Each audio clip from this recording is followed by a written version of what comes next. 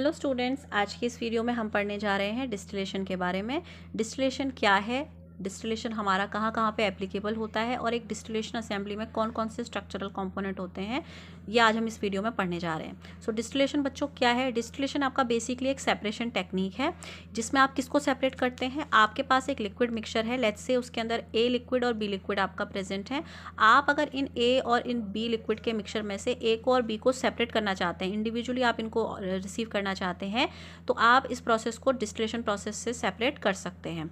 Distillation process में हम लोग दो इवेंट को बहुत इंपॉर्टेंट समझते हैं। पहला इवेंट है वेपोराइजेशन का and then followed by the condensation.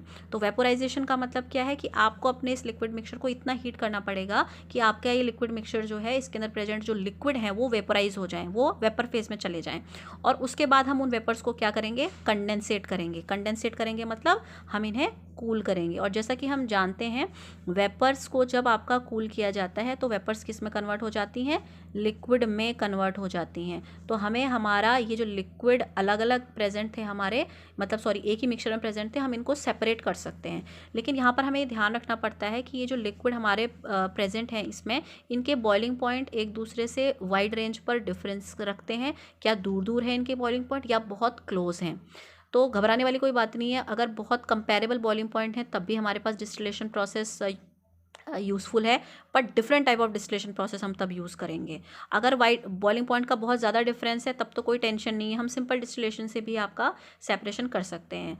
कैसे? देखिए कॉन्सेप्ट क्या है। अगर मान लीजिए इस ए और बी में ए का बॉइलिंग पॉइंट है 50 डिग्री सेल्सियस और बी का बॉइलिंग पॉइंट है आपका 105 डिग्री सेल्सियस, लेट्स से। तो क्या होगा, जिसका बॉइलिंग पॉइंट कम है वो आपका, जैसे आप स्टीम से हीट करेंगे आपने इस पूरे लिक्विड मिक्सचर को, तो उसमें प्रेजेंट जो आपका लो बॉइलिंग पॉइंट वाला लिक्विड होगा वो पहले वेपराइज हो जाएगा। तो उसकी वेपर्स जो है वो कंडेंसर पे पहले पहुंचेंगी, कंडेंसर उनको कूल कर देगा और आप नीचे से रिसीवर लगाएंगे तो आपको पहले वो लिक्विड रिसीव हो जाएगा जिसका बॉइलिंग पॉइंट लो था। अब आपका 50 से 105 डिग्री सेल्सियस टेम्परेचर पहुंचने में टाइम लगेगा। तब तक हो सकता है आपका ए वाले का कंप्लीट सेपरेशन हो चुका हो उस मिक्सचर में से। फिर आपका जैसे टेम्परेचर 105 के आसपास पहुंचेगा, ये बी लिक्विड आपका फिर वेपराइज होना शुरू करेगा और इसकी वेपर्स बनेंगी और कंडेंसर पे पहुंचेंगी और कंडेंसर उस वेपर्स को कूल करेगा और लिक्विफाई करेगा।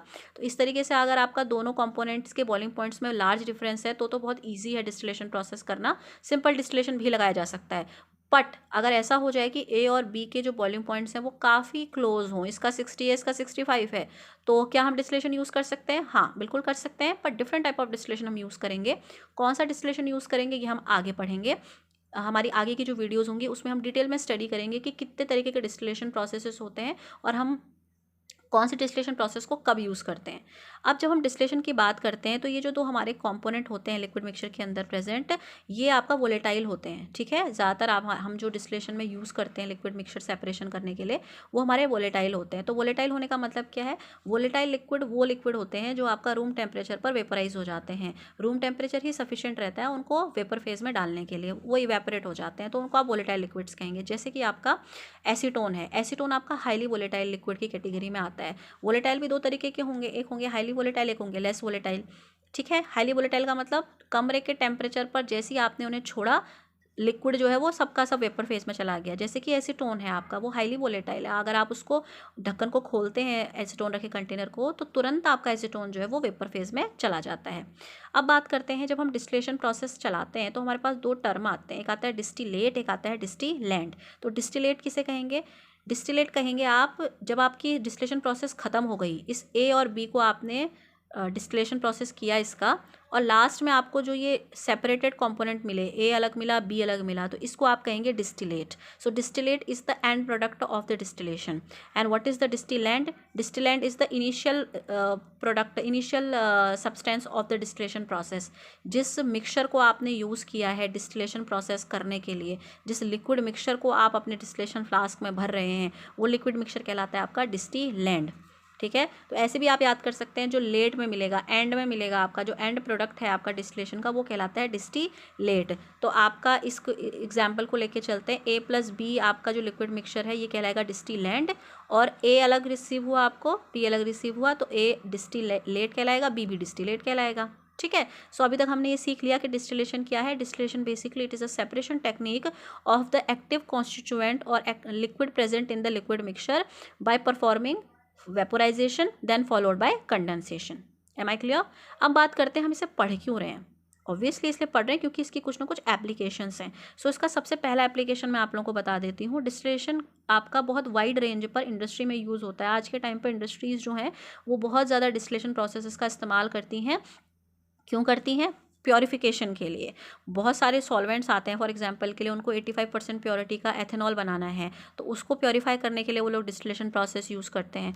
उनको मान लीजिए किसी प्लांट और एनिमल टिश्यू में से कोई एक्टिव कॉन्स्टिट्यूएंट को सेपरेट करना है, उसके लिए वो लोग डिस्टिलेशन प्रोसेस चूज़ करते हैं। मान लीजिए आपका इसकी इंडस्ट्री है, पेट्रोलियम इंडस्ट्री है, तो पेट्रोलियम इंडस्ट्री के अंदर जो petrol, diesel, gasoline, kerosene, LPG, CNG ये सब पड़े रहते हैं। इन सबको सेपरेट करने के लिए भी आपका डिस्टिलेशन यूज़ किया जाता है, फ्रैक्शनल डिस्टिलेशन का इस्तेमाल किया जाता है। ठीक है, क्योंकि पेट्रोलियम प्रोडक्ट्स के अंदर जो कंपोनेंट प्रेजेंट हैं आपका पेट्रोल, डीजल, सबके बॉइलिंग पॉइंट अलग अलग हैं, तो उनको उनके बॉइलिंग पॉइंट के डिफरेंसेस के बेसिस पर आपका डिस्टिलेशन मेथड से ही सेपरेट किया जाता है।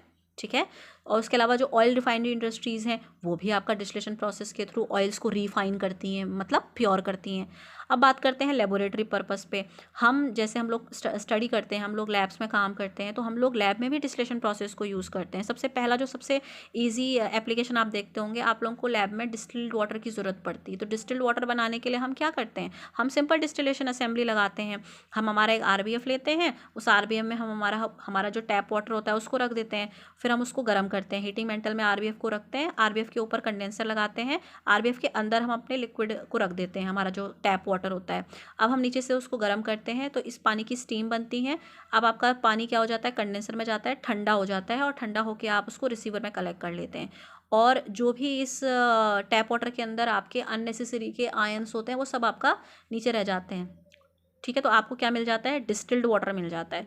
उसके अलावा अगर हम बात करें प्लांट्स में से किसी एक्टिव कॉन्स्टिट्यूएंट को सेपरेट करने के लिए, अगर हम लोग लैब में कोई, मान लीजिए हमारे पास कोई प्लांट है, फॉर एग्जांपल हमारे पास ल्यूकोराइस है, हमें उसमें से उसका एक्टिव कॉन्स्टिट्यूएंट सेपरेट करना है, तो उसको एक्सट्रैक्ट करने के लिए भी हम लोग लैब में डिस्टिलेशन प्रोसेस हम लोग यूज़ करते हैं। मान लीजिए हमारे पास एक लिक्विड मिक्सचर आ गया जिसके अंदर एक ऑयली और एक एक्वस लिक्विड आपस में मिक्स हो गए हैं। अब मुझे ऑयल कॉन्स्टिट्यूएंट अलग चाहिए, तो मैं उसके सेपरेशन के लिए भी डिस्टिलेशन प्रोसेस को यूज़ कर सकती हूँ। तो जैसा कि आप देख रहे हैं, डिस्टिलेशन आपका एक्चुअली में बहुत ज़्यादा एप्लीकेबल प्रोसेस है। ठीक है, अब बात कर लेते हैं डिस्टिलेशन के टाइप्स के। तो बच्चों, डिस्टिलेशन बहुत अलग अलग टाइप के होते हैं। सबसे पहले बात करते हैं सिंपल डिस्टिलेशन की, फिर आता है आपका flash distillation, steam distillation, distillation under reduced pressure, fractional distillation and molecular distillation. तो हम लोग हमारी नेक्स्ट वीडियोस में इन्हीं सारे डिस्टिलेशन को वन बाय वन करके डिटेल में स्टडी करेंगे। अब हम बात कर लेते हैं, जब हम डिस्टिलेशन प्रोसेस लगाते हैं तो डिस्टिलेशन असेंबली में हमारे कौन कौन से कंपोनेंट उसके स्ट्रक्चर को बनाने में मदद करते हैं। देखिए, अगर आप एक जनरल किसी भी सिंपल डिस्टिलेशन असेंबली को देखेंगे तो डिस्टिलेशन असेंबली में 3 चीज़ों का होना बहुत ज़रूरी है। किस किस का होना ज़रूरी है? पहले तो होना ज़रूरी है आपका कंडेंसर का, दूसरा ज़रूरी होना है आपका जो कॉलम है उसका होना ज़रूरी है, और तीसरा आपका रिसीवर का होना ज़रूरी है। तो देखिए, ये है हमारा कॉलम। कॉलम को हम टावर भी कहते हैं। कॉलम क्या है, ये आपका बेसिकली कह सकते हैं आपको कि ये आपका पार्शियल वेपोराइजेशन करने का एक ऐसा एपरेटस है।